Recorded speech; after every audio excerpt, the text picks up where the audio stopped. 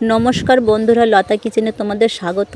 আজ আমি আম দিয়ে আমসত্ত্ব বানাবো। তার জন্য আমি কয়েকটা আম নিয়েছি আর আমগুলো আমি বেশ ধুয়ে পরিষ্কার করে নিয়েছি। আমগুলোকে এবার আমি ছাড়িয়ে নেব আর তারপরে আমি ছোট ছোট করে কেটে নেব। প্রথমে আমি ছুলে নিয়েছি, তারপরে কাটবো। আর এভাবে আমসত্ত্ব বানালে কিন্তু অনেক দিন ধরে খাওয়া যায়, প্রায় বছর জুড়ে খাওয়া যায়। আর আমসত্ত্ব খেতে কিন্তু খুব ভালো লাগে, এটা দুধ দিয়েও খাওয়া যায়। আর আমগুলো দেখো আমার সব ছুলে আমি কেটে নিয়েছি। আর এবার আমি কড়াইতে বসে দিয়েছি। এবার আমি কড়াইতে দিয়ে জাল দেবো। জাল দিয়ে আমি যে রসটা বের হয় আমি অনেকটা কমিয়ে দেব। যত সময় জ্বালাবো তত সময় কিন্তু আম দেখো কত সুন্দর কমে গেছে ঝোলটা। আর দেখো আরও আমার আরেকটু রয়েছে।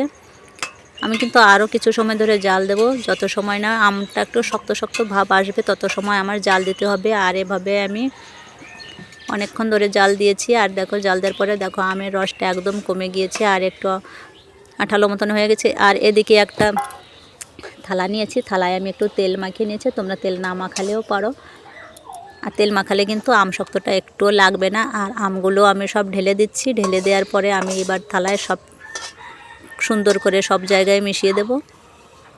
একটা খুন্তি দিয়ে আমি এভাবে আস্তে আস্তে করে সব জায়গায় মিশিয়ে দিচ্ছি, ছড়িয়ে দিচ্ছি। আর এক সমান মতন হবে এভাবে আমি দিচ্ছি। আর দেখো আমি এখন রোদ্দুরে দেবো। আর এখন রোদ্দুরে শুকাতে হবে আমার 4-5 দিন লেগে যাবে শুকাতে। আমি রোদ্দুরে দিয়েছি। আর দেখো আগে থেকেই কিছু আমসত্ত্ব বানিয়েছিলাম, সেগুলো খুব সুন্দর শুকিয়ে গেছে। আর আমি জাল দিয়ে ঢেকে রেখেছি, কেননা পাখি বসতে পারে, পাখি বসলে খেতে ইচ্ছে করবে না, তাই আমি জাল দিয়ে ঢেকে রেখেছি। আর দেখো আজকের আমসত্ত্বটা আর আমার এর ভিতর দিয়ে দিয়েছি। এভাবে আমি আমসত্ত্ব বানাই, তোমরা কিভাবে বানাও জানাবে। আর আমার অনেকগুলো আমসত্ত্ব হয়েছে। আর আমসত্ত্ব খেতে কিন্তু খুবই ভালো লাগে।